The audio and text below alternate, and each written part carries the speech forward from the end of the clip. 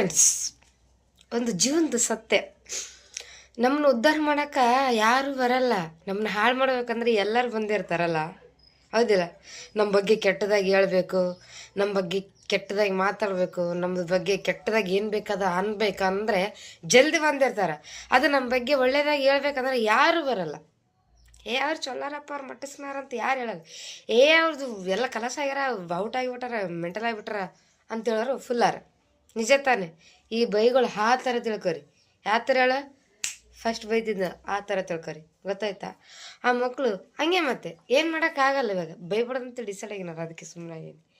Okay, ನಮ್ಮನ್ನು ಉದ್ಧಾರ ಮಾಡೋಕೆ ಅವ್ರು ಬಂದಿದ್ರೆ ನಾವು ಸಹ ಅವ್ರನ್ನ ಉದ್ಧಾರ ಮಾಡೋಕೆ ಹೋಗ್ತಿದ್ವಿ.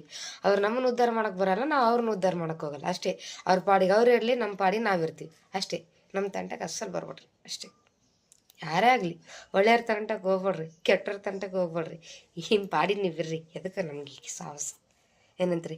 ಲೈಕ್ ಮಾಡಿರಿ, ಶೇರ್ ಮಾಡಿರಿ.